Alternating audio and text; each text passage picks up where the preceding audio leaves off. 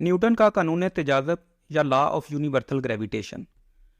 Gravity کشش کی وہ قوت ہے جو کائنات میں کہیں بھی پائے جانے والے دو اجسام کے درمیان پائی جاتی ہے۔ آئزیک نیوٹن کے تینوں قوانین حرکت نے فورس کے بیہیویئر کی شناخت اور اسٹڈی کے لیے مضبوط حسابی بنیاد مہیا کی۔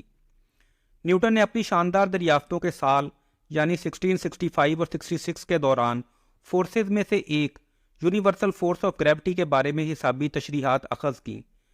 نیوٹن نے ادراک کیا کہ ایک سیب زمینی گریوٹی کے باعث اس کی جانب کھنچتا اور نیچے زمین پر آ گرتا ہے۔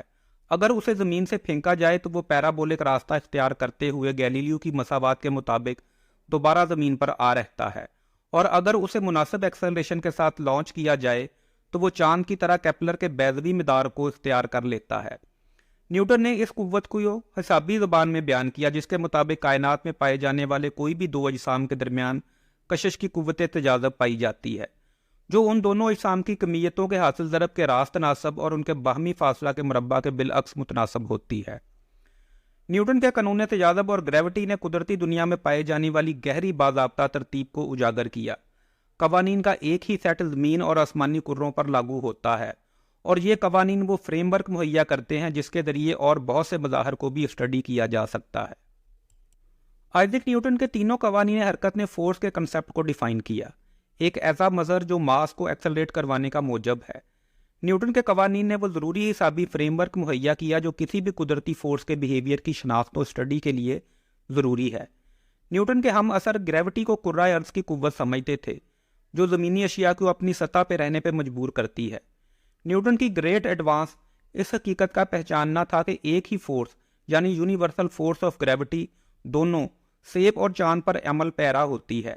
ایک سیب زمین کی گریوٹی کے باعث اس کی جانب کھنچتا اور نیچے آ گرتا ہے، اور اگر اسے پھینکا جائے تو وہ گیلیلیو کے مشاہدے کے مطابق پیرابولک راستہ اختیار کرتے ہوئے پھر سے اس کی سطح پہ لوٹ آتا ہے، اور اگر اسے مناسب ایکسلریشن کے ساتھ لانچ کیا جائے تو وہ کیپلر کے چاند اور سیاروں کے مشاہدات کی طرح بیضوی راستہ اختیار کر لے گا۔ نیوٹن کی تحقیق و تفتیش ایسی حسابی تشریح معلوم کرنے پر تھی جو کیپلر کے بیان کردہ سیاروں کے بیضوی مدار کے ساتھ ساتھ گیلیلیو کے گرتے اجسام کے قانون اور توپ کے گولے کے پیرابولک راستہ اختیار کرنے کی تشریح پر مبنی ہو۔ نیوٹن کا قانون تجاذب یا یونیورسل لا آف گریویٹیشن چار قابل پیمائش فزیکل مقداروں کے تعلق کو بیان کرتا ہے، یعنی دونوں اجسام کے ماسز، ان کا درمیانی فاصلہ اور اس طرح سے پیدا ہونے والی تجاذبی قوت F = G m1 m2/d²۔ اس میں G گریویٹیشنل کانسٹنٹ ہے۔ کوئی بھی دو اجسام کے درمیان کشش کی تجاذبی قوت پائی جاتی ہے جو ان اجسام کی کمیتوں کے ڈائریکٹلی پرپورشنل اور ان کے باہمی فاصلہ کے مربع کے انورسلی پرپورشنل ہوتی ہے۔ نیوٹن کی گریوٹی کے لیے مساوات وجدانی پاور رکھتی ہے، کیونکہ گریوٹی کچھ ڈیپ اور حیران کن انداز میں کمیت سے متعلقہ ہے۔ جیسے ہی دو اجسام کا درمیانی فاصلہ بڑھتا ہے تو ان کے درمیان پائی جانے والی تجاذب کی قوت 1/، فاصلے کے مربع کے حساب سے کم ہوتی ہے، ایک ایسا تعلق جو روزمرہ زندگی میں عام ہے۔ اس طرح کا بیہیویئر یہ تجویز کرتا ہے کہ ہم گریویٹیشنل فیلڈ کو اس طرح سے تصور کر سکتے ہیں جیسے ہر ماس سے اس کی لائنیں باہر کی جانب ریڈیٹ کر رہی ہوں، یعنی اس کے گرد حالہ بنائے ہوئے ہوں۔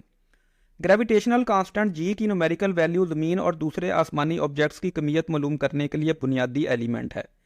نیوٹن کا قانون تجاذب بہت سی کارآمد اشیاء کو کیلکولیٹ کرنے کے لیے استعمال ہو سکتا ہے۔ سب سے پہلے تو یہ وزن اور کمیت میں فرق کرتا ہے، دو ایسی اصطلاحیں جو اکثر ایک دوسرے کی جگہ استعمال ہوتی ہیں۔ وزن وہ گریویٹیشنل فورس ہے جو کسی آبجیکٹ کی طرف سے اثر انداز ہوتی ہے۔